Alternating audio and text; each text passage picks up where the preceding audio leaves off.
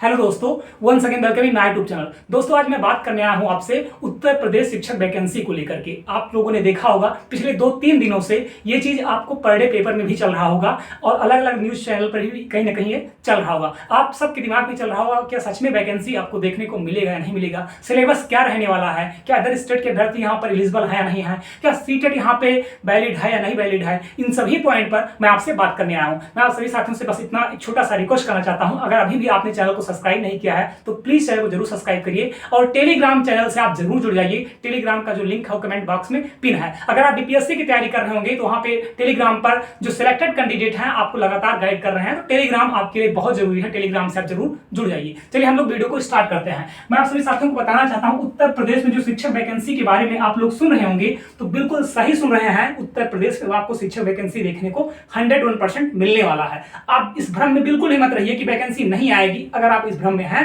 तो बहुत बड़ी गलती कर रहे हैं। वैकेंसी कितनी आ सकती है, आप लोगों ने न्यूज़पेपर में देखा होगा, निकला है कि 80,000 पद यहां पर आपको देखने को मिल सकता है। तो अगर ये 80,000 पद लिखा है तो कोई बहुत बड़ी बात नहीं है। 80,000 पद आ भी सकता है। बहुत मैं आपको बताना चाहता हूं 51,000 पद ये क्या नाम है स्टेट के द्वारा ही माने सुप्रीम कोर्ट में हलफनामा दायर करके बताया जाता है कि हमारे यहाँ 51,000 पद खाली है। ये करीब 3 साल 4 साल पहले की बात है। तो अभी बहुत सारे टीचर रिटायर्ड हो गए होंगे तो कहीं ना कहीं संख्या में बढ़कर के 80,000 आपको देखने को मिल सकती है। ठीक है, ये जो वैकेंसी आएगी ये मैं आपको बताना चाहता हूँ, इसमें जूनियर नहीं है, इसमें सिर्फ और सिर्फ पीआरटी है और पीआरटी में सिर्फ आपको पता है डीएड ही एलिजिबल है, बीएड यहाँ पर एलिजिबल नहीं है। ये आपको बहुत अच्छे तरीके से पता है। क्या जूनियर में वैकेंसी आएगी या नहीं आएगी, तो मैं आपको बताना चाहता हूँ जूनियर में आपको वैकेंसी देखने को नहीं मिलेगा। हालांकि आपको टीजीटी और पीजीटी में वैकेंसी देखने को मिल सकता है। ठीक है, आपको एलटी में भी वैकेंसी आपका आने वाला है। जो बीएड के हमारे अभ्यर्थी हैं वो एलटी की तैयारी करें क्योंकि एलटी में आपको वैकेंसी देखने को मिलने वाला है। ठीक है, अब हम आते हैं सिलेबस पर। देखिए सिलेबस क्या है ये आपको मैं बताना चाहता हूं। पहले यहाँ पे क्या होता था, 2018 में जब वैकेंसी आई थी, 2018 दिसंबर में जब वैकेंसी आई थी, वैकेंसी कितनी थी तो 69,000 वैकेंसी थी। ठीक है, वैकेंसी कितनी थी 69,000 वैकेंसी आई थी करीब दिसंबर 2018 में। तो उस टाइम सिलेबस क्या था तो 150 प्रश्न होते थे और उसमें 14 सब्जेक्ट आता था। सब्जेक्ट कितना रहता था तो सब्जेक्ट आपका रहता था 14 सब्जेक्ट। ठीक है, इसमें क्या क्या रहता था, इसमें आपको लैंग्वेज में आपका हिंदी रहता था, संस्कृत रहता था, आपका इंग्लिश रहता था, 20 क्वेश्चन आपका हिंदी रहता था, 10 क्वेश्चन संस्कृत रहता था, 10 इंग्लिश रहता था, मैथ रहता था, रीजनिंग रहता था, कंप्यूटर रहता था, सीडीपी रहता था। मतलब सभी सब्जेक्ट आपको यहाँ पर देखने को मिलता था। ऑब्जेक्टिव टाइप का प्रश्न होता था, यहाँ पे कोई माइनस मार्किंग नहीं होता था। लेकिन इस बार आपको मैं बताना चाहता हूँ सिलेबस में थोड़ा बहुत चेंजिंग आपको देखने को मिल सकता है।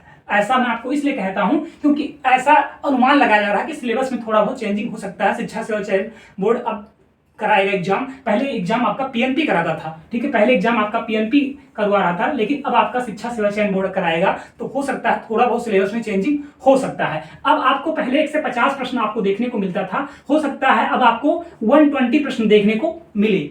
ये चीज आप ध्यान दीजिएगा। ठीक है, रही बात निगेटिव मार्किंग की, तो निगेटिव मार्किंग नहीं होगा क्योंकि आप चाहे देखिए पीआरटी की बात करिए, चाहे आप जूनियर की बात करिए, चाहे आप टीजीटी पीजीटी, कहीं भी निगेटिव मार्किंग उत्तर प्रदेश में देखने को नहीं मिलता है। तो यहां भी आपको निगेटिव मार्किंग देखने को नहीं मिलेगा। चलिए अदर स्टेट के लिए हम बात करते हैं, क्या अदर स्टेट यहां पर एलिजिबल है या नहीं है। तो अगर आप अदर स्टेट कैंडिडेट हैं तो यहां पर आप पूरी तरीका से एलिजिबल हैं। आप इस भ्रम में बिल्कुल मत रहिए कि यहाँ पे आप एलिजिबल नहीं है। और बहुत सारे साथियों का भी प्रश्न आ रहा है कि अगर हमारे पास स्टेट पात्रता नहीं, परीक्षा अगर हम नहीं उत्तीर्ण किए हैं, अगर हमने सीटेट एलिजिबल है तो क्या सीटेट को यहाँ पे मौका मिलेगा या नहीं मिलेगा। अगर आप सीटेट क्लियर किए हुए हैं, अगर आप सीटेट आपके पास है तो आप उत्तर प्रदेश में पूरी तरीका से क्या है तो वैलिड है। ठीक है, अगर आप इसके पास सीटेट है तो आप उत्तर प्रदेश में पूरी तरीका से वैलिड है। आपको बिल्कुल भी परेशान होने की जरूरत नहीं है। उत्तर प्रदेश में आपको शिक्षक वैकेंसी देखने को मिलेगी। और मैं आप सभी साथियों को बताना चाहता हूं, स्पेशली जो हमारे बिहार के साथी हैं, उत्तर प्रदेश पीआरटी की अगर हम बात करें, उत्तर प्रदेश अगर हम पीआरटी की बात करें तो इसका जो ग्रेड पे होता है, ये ग्रेड पे इसका कितना होता है तो इसका ग्रेड पे होता है 4200 रुपये। ठीक है, इसका ग्रेड पे कितना होता है 42 से होता है पीआरटी की।